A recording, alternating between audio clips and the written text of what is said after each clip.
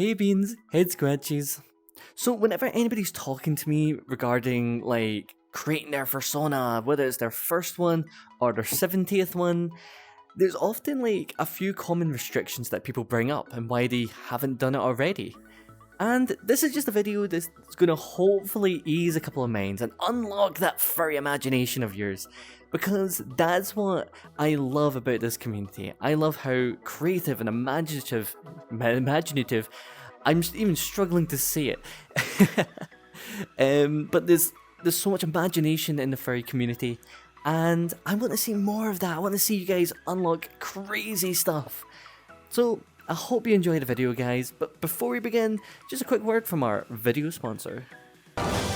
Raid, shut up. Just kidding, I can't get a sponsor.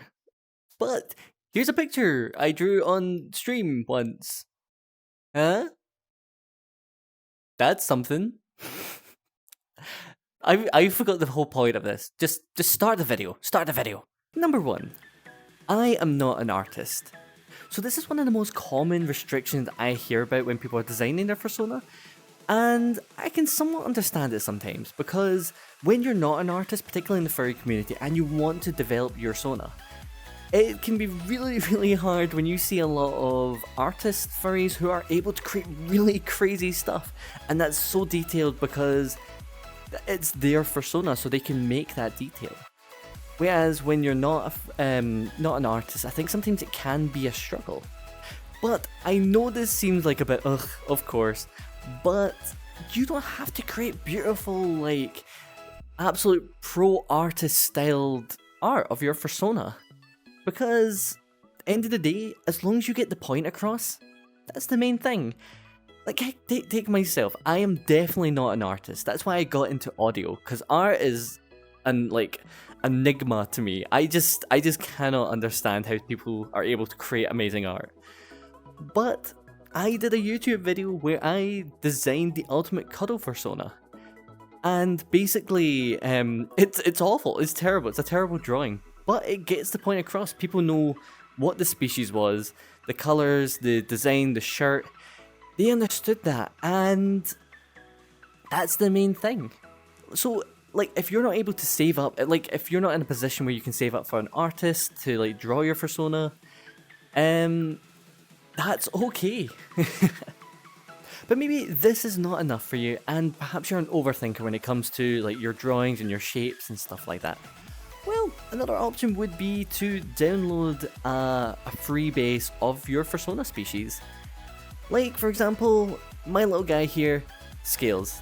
This is my D&D character, Scales Littlefoot, and I downloaded the base, and you can see, like, from the head and the claws and the feet and the tail, that is all from the base, whereas the clothes and the hat and the colours, that's all me. And basically, like, what you get from this is that you get, you know that he's a wizard lizard, you know that he's got big long robes, you know that he's very into purple. Apparently I have a theme. But like, you get like the kind of gist of the personality and stuff like that, and perhaps that can do you until you save up for an artist to commission more detailed art, and that's 100% fine. And another example would be, well, me, because I've said this so many times in so many different videos, but I am a Tatum base. What I did was, like, I edited out the fluff, added my clothes, and added my colours. But at the end of the day, I developed my persona this exact way. And I gotta admit, I absolutely love him. Number 2, I want to make my persona cool. AKA, I want people to like my persona. Okay, I know we don't always want to admit it, but when we create our persona species, we do want other people to like it as well. And I can understand that, because I think for some people, they really want their persona to be unique and identifiable. Like for myself, when I was developing Woofles, I knew that I was going to be making YouTube videos and like doing Twitch streaming with them, so I wanted to create something that was cute and identifiable. And that's why I gave myself like a little a wee bandana. I don't know where my bandana is. My bandana and my backwards cap, just to make myself perhaps a little bit more original. Yeah, because you're so original. You get out of here, brain. You get out of here. He does have a point though. Who cares if you're unoriginal? Who cares if you're a grey wolf or a fox or dragon? Like, there's a reason why these Fursona species are so popular, because people feel right with them. People feel comfortable. People feel like that fits me. So there's no point just developing a Fursona species or Fursona, like your Fursona, creating something that is just original for the sake of being original. If you like, for example, let's say you like lemurs, create a lemur Fursona, but don't create a lemur Fursona because it's unique, if that makes sense. Your Fursona should be something that you feel happy with, that you feel a connection with, that you love without any restrictions. But that does lead me on to the last one here. Number 3. I don't know what Fursona species I want to be. Well, if you are somebody who perhaps can't decide on like a Fursona species, let's say you're thinking between 3 Fursonas. You've got maybe wolf, or like crow or snake or whatever that like pops into your fuzzy little mind. Well, have you ever considered being a shapeshifter? Even if it's just for a while until you decide on your main form. Because this way you would be able to, like, on some days, like maybe you spend like, I don't know, a week being like a griffin, or spend a week being like a crocodile or something like that. Just see what feels right. And if that Fursona doesn't feel right, then you can drop it and never transform into that form again, if you want. And even more, if you are somebody that perhaps you have like 7 Fursona species that you're like, oh my goodness, I love every single one of these. Well, you could just have like one main form that's like your casual form, and then you can jump into these different forms whenever you want to. That's the joy of being a furry. This is why it's like different somewhat from like Dungeons and Dragons kind of role-playing stuff. You can jump between anything you want. There's no restrictions, and I love that. There's nothing that's holding you back from jumping between the Fursona species that you love.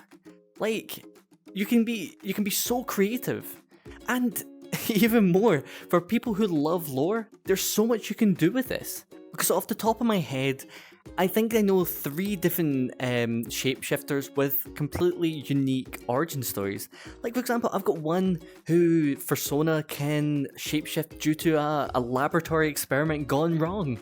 I know one that's a nature spirit that develops, like, can turn into any forest creature they want to.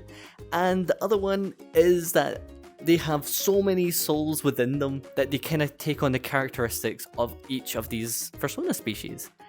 So if you are somebody who perhaps is a bit of a lore nut like myself, you would absolutely love this because there's so much you can do with it. In fact, one of these examples I gave has almost like paragraphs and paragraphs of world lore. And I just think that's incredible. This isn't something that's completely new, because according to Fur Science, there's about 4% of furry species are shapeshifters. So they're on the rise, because they weren't even on the list in like 2016. So honestly, you wouldn't be alone. You could find like a group of shapeshifters that perhaps can like teach you ways that they've done it, perhaps their lore and stuff, and you can be yourself, as well as being all the other Fursona species. But that is the video, guys. Thank you so much for reaching this far. I don't know how long this is. I don't know if it's going to be like a 5-minute video or a 15-minute video. I'm so terrible at keeping track of this stuff. It's something I should be getting better at, but no, I can't do that. I also wanted to say, so sorry that it's taken this long to create a video. I'm hoping to do like a little update video, kind of saying what's going on, why I'm a little bit slower with making these videos. Hopefully within the next week, but I'm not going to put a time schedule on me because things are crazy right now. But if you guys fancy catching me over on Twitch and like all my other social medias, please feel free. I'd love to chat to you guys. We can talk about like your shapeshifting or like any Fursona species that you're looking to create. I would love to see that. And yeah, if you remember anything, guys, remember that you matter yesterday, you matter today, and you matter tomorrow, and I love every single one of you. Mwah.